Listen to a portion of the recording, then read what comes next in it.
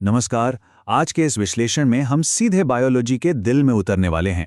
हम उस रहस्यमयी और कमाल की चीज को समझने की कोशिश करेंगे जिससे हर जिंदा चीज बनी है।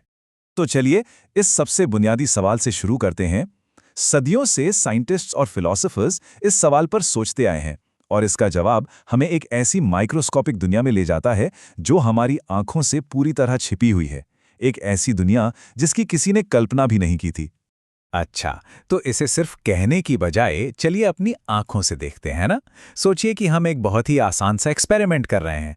बस एक प्याज लेना है, उसकी एक पतली लगभग पारदर्शी झिल्ली निकालनी है, उसे पानी की एक बूंद के साथ स्लाइड पर रखना है और फिर थोड़ा सा मैजिक, एक रंग की बूंद डालनी है ताकि सब कुछ साफ साफ दिखे। ये बिल्कुल वही तरीका है जिससे शुरुआती खोजकर्ताओं ने जिंदगी के सबसे बड़े रहस्यों से पर्दा उठाना शुरू किया था। और जब हम माइक्रोस्कोप से देखते हैं तो वाह, ये नज़ारा सामने आता है। वो साधारण सी प्याज की झिल्ली अब बिल्कुल भी साधारण नहीं लगती। ये तो मधुमक्खी के छत्ते की तरह छोटे छोटे कमरों का एक अविश्वसनीय मुनज़्ज़म पैटर्न है।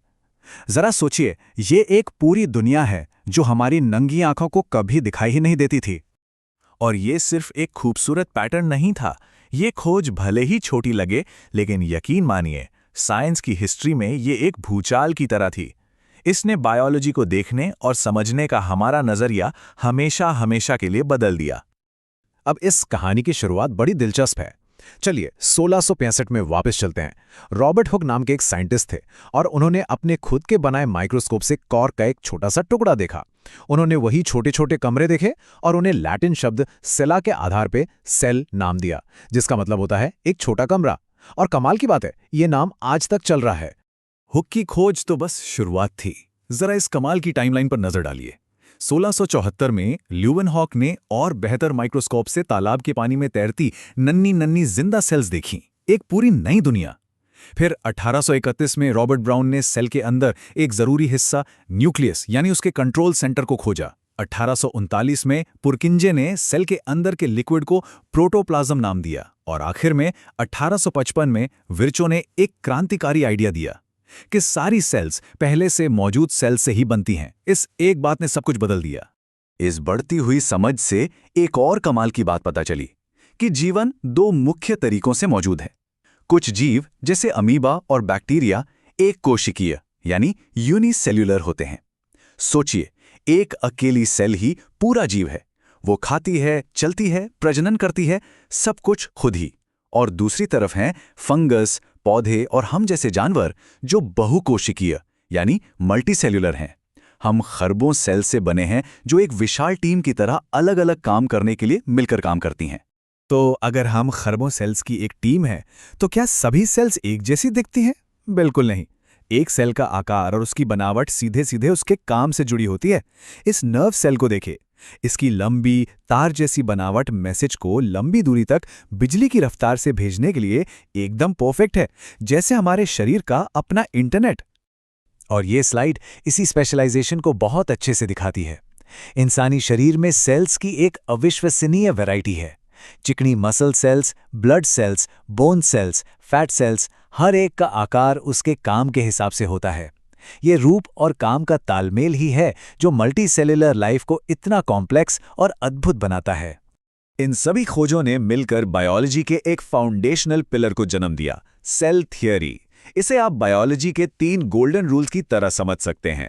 पहला, हर जिंदा चीज सेल से बनी है। दूसरा, सेल ही जीवन की सबसे बेसिक, स्ट्रक्चरल और फंक्शनल यूनिट है।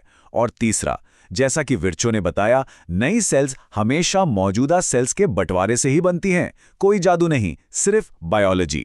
ठीक है, तो अगर सभी सेल्स जीवन के बेसिक यूनिट हैं, तो उनमें कॉमन क्या है? लगभग हर सेल, चाहे वो पौधे की हो, जानवर की या बैक्टीरिया की, 3 मुख्य चीजें शेयर करती हैं। चलिए सेल के अंदर थोड़ा और गहराई से झांकते हैं और देखते हैं कि वो क्या है। सबसे पहले है प्लाज्मा मेम्ब्रेन। इसे सेल की स्किन या बाउंड्री की तरह सोचिए। ये वो सबसे बाहरी परत है जो अंदर की हर चीज को बाहर की दुनिया से अलग रखती है। लेकिन यह सिर्फ एक दीवार नहीं है, ये एक एक्टिव बाउंड्री है, एक गेटकीपर की तरह जो तय करती है कि कौन अंदर आ सकता है और कौन नहीं। इसके बाद आता है न्यूक्लियस। यह है सेल का कंट्रोल सेंटर, जैसे कि उसका दिमाग। इसके अंदर होते हैं क्रोमोसोम, जो डीएनए से बने होते हैं, यानी जीवन का ब्लूप्रिंट।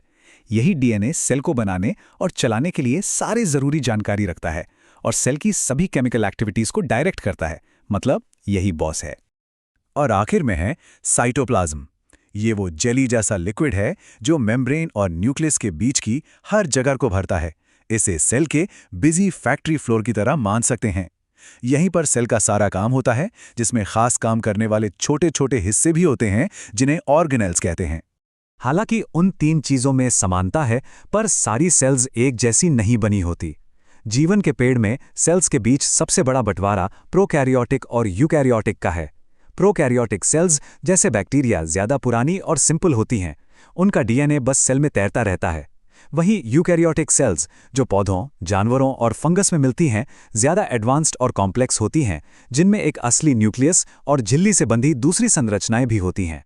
चलिए उस पहली चीज पर वापस आते हैं, प्लाज्मा मेम्ब्रेन। हमने कहा कि एक बाउंड्री है, लेकिन ये एक गेटकीपर भी है। ये कुछ चीजों को अंदर बाहर आने देती हैं, जबकि दूसरों को रोक देती है। तो यहां $1,000,000 का सवाल ये है, ये फैसला कैसे करती है? इसका एक आसान जवाब एक प्रोसेस में छिपा है जिसे डिफ्यूजन कहते हैं। इसे एक भीड़ भरे कमरे की तरह सोचिए। लोग अपने आप भीड़ वाली जगह से कम भीड़ वाली जगह की ओर फैलते हैं, है ना? ऑक्सीजन या कार्बन डाइऑक्साइड जैसी गैसें भी ठीक ऐसा ही करती हैं। वो नेचुरली उस जगह से मूव करती हैं जहां वो ज्यादा हैं, उस जगह की ओर जहां वो कम है। सेल बस कुदरत के इस नियम का फायदा उठाती है। जब बात पानी की आती है तो ये डिफ्यूजन का ही एक स्पेशल केस है, जिसे ऑस्मोसिस कहते हैं। पानी हमेशा कॉन्सेंट्रेशन को बैलेंस करना चाहता है, इसलिए वो एक सिलेक्टिवली परमिएबल मेम्ब्रेन जैसे प्लाज्मा मेम्ब्रेन के आर पार जाता है। ये सेल के लिए अपने वाटर बैलेंस को बनाए रखने के लिए बहुत ही जरूरी है, ना बहुत ज्यादा ना बहुत कम। तो यहाँ सबसे जरूरी बात यह है कि इस आने जाने को कंट्रोल करने की क्षमता के कारण ही प्लाज्मा मेम्ब्रेन को सिलेक्टिवली परमिएबल मेम्ब्रेन कहा जाता है। ये एक स्मार्ट गेटकीपर या बाउंसर की तरह है, जो सेल को जिंदा रखने के लिए जरूरी नाजुक संतुलन बनाए रखती है। लेकिन रुकिए, कुछ सेल्स के पास सुरक्षा की एक और परत होती है। प्लांट सेल्स में प्लाज्मा मेम्ब्रेन के बाहर एक सख्त बाहरी कवर होता है जिसे सेल वॉल कहते हैं। ये मुख्य रूप से सेलुलोज नाम के एक कॉम्प्लेक्स सब्सटेंस से बनी होती है और पौधे को स्ट्रक्चरल मजबूती देती है, जैसे एक बाहरी कंकाल। और ये सेल वॉल अविश्वसनीय रूप से महत्वपूर्ण है। ये सेल को बहुत ज्यादा पानी लेने पर एक गुब्बारे की तरह फूलने और फटने से रोकती है। यही एक्स्ट्रा मजबूती प्लांट सेल्स को उन कठोर हालातों में भी बचाए रखती है जो एक एनिमल सेल को नष्ट कर देंगी। तो हमने ये तो समझ लिया कि सेल जीवन की मौलिक इकाई है, लेकिन ये हमें एक आखिरी सोचने पर मजबूर करने वाले सवाल पर छोड़ जाता है। एक वायरस के बारे में सोचिए। उसकी अपनी कोई मेम्ब्रेन नहीं होती, और जब तक वो किसी जिंदा सेल में घुसकर उसे अपनी कॉपी बनाने के लिए मजबूर नहीं करता, तब तक उसमें जीवन का कोई लक्षण नहीं दिखता। तो क्या वो सच में जिंदा है? ये एक ऐसा सवाल है जो जीवन की परिभाषा के बिल्कुल केंद्र में जाता है। सोचने के लिए कुछ है ना?